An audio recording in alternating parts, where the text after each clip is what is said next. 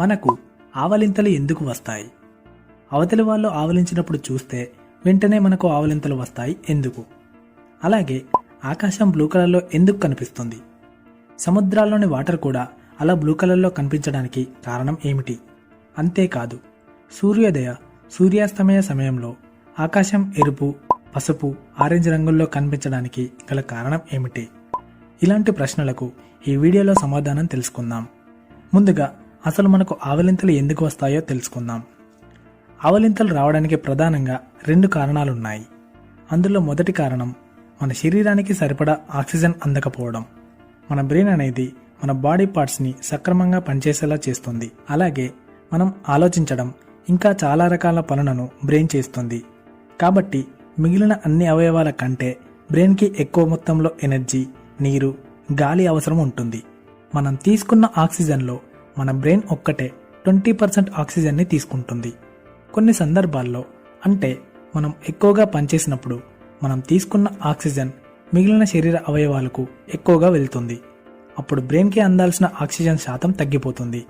ఆ తర్వాత మన బ్రెయిన్ ఎక్కువ ఆక్సిజన్ తీసుకునేలా అలా ఆవలింతలు వచ్చేలా చేస్తుంది. ముక్కు ద్వారా పీల్చే ఆక్సిజన్ సరిపోదు కాబట్టి నోటిని తెరిచి ఎక్కువ గాలిని పీల్చేలా చేయడం వల్ల బ్రెయిన్కి సరిపడా ఆక్సిజన్ అందేలా మన బ్రెయిన్ చేస్తుంది. అందుకే అలా మనకు ఆవలింతలు వస్తాయి. ఇక ఆవలింతలు రావడానికి మరొక కారణం ఏంటంటే, అవతలి వాళ్ళు ఆవలించినప్పుడు చూసిన వెంటనే మనకు కూడా ఆవలింతలు వస్తుంటాయి. దానికి కారణం ఏంటంటే, మన బ్రెయిన్లో మిర్రర్ న్యూరాన్స్ అనేవి ఉంటాయి. అవి చేసే పనేంటంటే, ఎదుటివారు ఏదైనా యాక్టివిటీ చేసినప్పుడు మనల్ని కూడా అదే యాక్టివిటీ చేసేలా ఈ మిర్రర్ న్యూరాన్స్ అనేవి చేస్తాయి. అందుకే ఎవరైనా మన కళ్ళ ముందు ఏమైనా తిన్నప్పుడు మనకు కూడా తినాలనిపించడం, ఎవరైనా డ్యాన్స్ చేస్తున్నప్పుడు మన కాళ్ళను చేతులను ఊపడం, అంతేకాదు ఎదుటివారు నవ్వినప్పుడు మనం నవ్వడం వంటివి చేయడానికి గల కారణం ఈ మిర్రర్ న్యూరాన్స్. అందుకే ఎవరైనా ఆవలించినప్పుడు చూస్తే ఈ మిర్రర్ న్యూరాన్స్ వల్ల మనం కూడా ఆటోమేటిక్గా ఆవలించేస్తుంటాం. ఇప్పుడు ఆకాశం బ్లూ కలర్లో కనిపించడానికి గల కారణం ఏమిటో తెలుసుకుందాం. ఆకాశం బ్లూ కలర్లో కనిపించడానికి గల ముఖ్య కారణం సూర్యుడి నుండి వచ్చే తెల్లటి కాంతి అయితే, మరొక కారణం భూమిపై ఉండే వాతావరణం. అసలు సన్లైట్ మరియు ఎర్త్ అట్మాస్ఫియర్ అనేది ఆకాశం బ్లూ కలర్లో కనిపించడానికి ఎలా కారణమవుతాయో ఇప్పుడు తెలుసుకుందాం. సూర్యుడి నుండి వచ్చే తెలుపు రంగు కాంతిలో 7 రంగులుంటాయి. వీటిని ప్రైమరీ కలర్స్ అని అంటారు. ఇందులోని ఒక్కో కలర్కు ఒక్కో విధమైన వేవ్ లెంత్ మరియు ఫ్రీక్వెన్సీలు ఉంటాయి. వేవ్ లెంత్ని తెలుగులో తరంగ దైర్ఘ్యం అని అంటారు. ఇందులో అన్నిటికంటే తక్కువ వేవ్ లెంత్ వైలెట్ కలర్కు ఉంటుంది. అదేవిధంగా ఎక్కువ వేవ్ లెంత్ రెడ్ కలర్కు ఉంటుంది. దీనికి అర్థం ఏంటంటే, ఎక్కువ వేవ్ లెంత్ ఉన్న రెడ్ కలర్ అనేది ఎక్కువ దూరం ట్రావెల్ చేస్తుంది. అంటే రెడ్ కలర్ను మనం దూరం నుంచి చూసినా కనిపిస్తుంది. కానీ తక్కువ వేవ్ లెంత్ ఉన్న వైలెట్ కలర్ తక్కువ దూరం మాత్రమే ట్రావెల్ చేస్తుంది. కాబట్టి వైలెట్ కలర్ని దూరం నుంచి చూస్తే సరిగ్గా కనిపించదు. ఇక మన భూమి యొక్క వాతావరణం గురించి తెలుసుకుందాం. మన భూమి యొక్క వాతావరణం అనేది గాలి, చిన్న చిన్న దుమ్ము ధూళి కణాలు, నీటి ఆవిరి మరియు నీటి బిందువులతో కూడిన మిశ్రమాలతో ఏర్పడింది.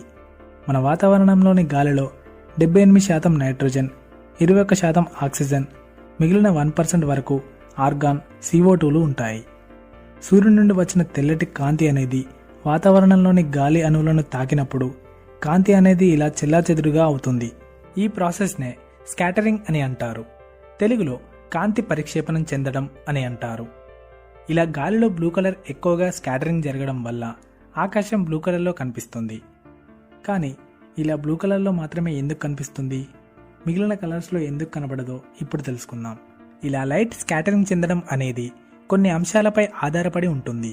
అందులో మొదటిది కాంతి కిరణాలు పడే యాంగిల్ పైన, రెండవది కాంతి యొక్క వేవ్ లెంత్ పైన, ఇక మూడవ కారణం కాంతి పడిన కణాల పరిమాణాన్ని బట్టి ఈ స్కాటరింగ్ అనేది ఆధారపడి ఉంటుంది. ఇక ఆకాశం బ్లూ కలర్లో కనిపించడానికి 2 కారణాలు ఉన్నాయి. అవి లైట్ వేవ్ లెంత్, లైట్ పడిన కణాల పరిమాణంపై. అది ఎలా అంటే, లైట్ స్కాటరింగ్ అనేది వేవ్ లెంత్కి ఇన్వర్స్లీ ప్రపోర్షనల్గా ఉంటుంది. అంటే విలోమానుపాతంలో ఉంటుంది.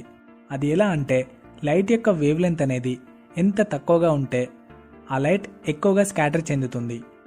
అదేవిధంగా ఎక్కువ వేవ్ లెంత్ ఉన్న లైట్ కలర్ అనేది తక్కువగా స్కాటర్ చెందుతుంది. వైలెట్, ఇండిగో మరియు బ్లూ కలర్ యొక్క వేవ్ లెంత్ తక్కువగా ఉండడం వల్ల ఈ కలర్స్ గాలిలో ఎక్కువగా స్కేటరింగ్ చెందుతాయి.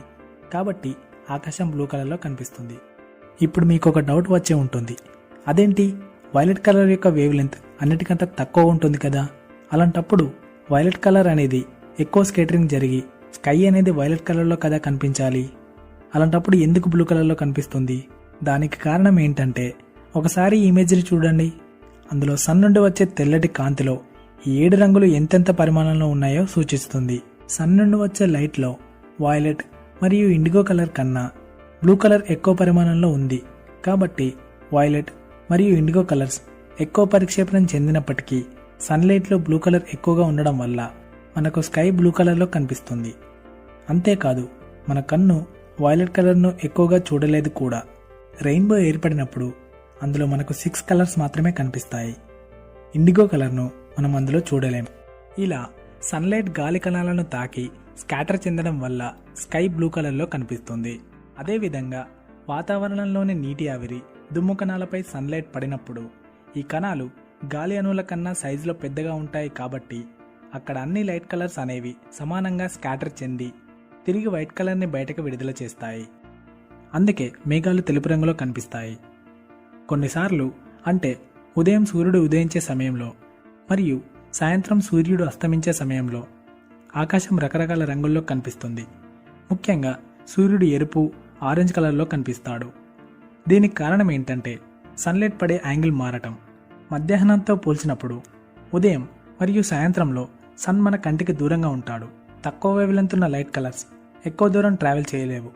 కాబట్టి ఎక్కువ వేవ్లెంత్ ఉన్న రెడ్ కలర్ ఎక్కువ దూరం నుంచి చూసినా కనిపిస్తుంది. కాబట్టి ఉదయం సాయంత్రం టైంలో సన్ ఎరుపు రంగులో కనిపిస్తాడు. అందుకే రెడ్ కలర్ను ట్రాఫిక్ సిగ్నల్స్లో, ప్రమాద హెచ్చరికల గుర్తుల్లో ఎక్కువగా వాడడానికి గల కారణం కూడా ఇదే. ఇక కొన్ని ప్రదేశాలను బట్టి అక్కడ నేలలు రకరకాల రంగుల్లో ఉంటుంది. అక్కడ గాలి దుమారం లేచినప్పుడు అక్కడి మట్టిలోని ధూళి ఆకాశంలోకి ఎగిసిపడి ఉదయం సాయంత్రం వేళల్లో కొన్నిసార్లు ఆకాశం మేఘాలు ఇలా రకరకాల రంగుల్లో కనిపిస్తుంది. ఔటర్ స్పేస్లో ఎటువంటి వాతావరణం లేదు కాబట్టి స్పేస్లో ఉన్న ఆస్ట్రోనాట్స్కి స్పేస్ అంతా బ్లాక్ కలర్లో కనిపిస్తుంది. అదేవిధంగా మూన్పై కూడా వాతావరణం లేదు కాబట్టి మూన్పై నుండి చూస్తే పగలు సమయంలో ఆకాశం నలుపు రంగులోనే కనిపిస్తుంది. కాబట్టి మూన్పై నుండి పగలు సమయంలోనే ఆకాశంలో నక్షత్రాలు స్పష్టంగా కనిపిస్తాయి. స్పేస్లో ఉన్న వ్యోమగామి అక్కడ నుండి భూమిని చూసినప్పుడు నీరు, అడవులు మరియు పంట పొలాలు బ్లూ అండ్ గ్రీన్ కలర్లోను, మిగిలిన ప్రాంతం అంటే ఇసుక, రాళ్ళు, మట్టితో ఉన్న ప్రదేశాలు వెండి రంగులో మెరుస్తున్నట్టు కనిపిస్తుంది. ఇప్పుడు సముద్రంలోని వాటర్ బ్లూ కలర్లో ఎందుకు కనిపిస్తుందో తెలుసుకుందాం. చాలామంది అనుకునేది ఏంటంటే ఆకాశంలోని బ్లూ కలర్ అనేది నీటిపై రిఫ్లెక్ట్ అయి సముద్రం అలా బ్లూ కలర్లో కనిపిస్తుందని అనుకుంటారు.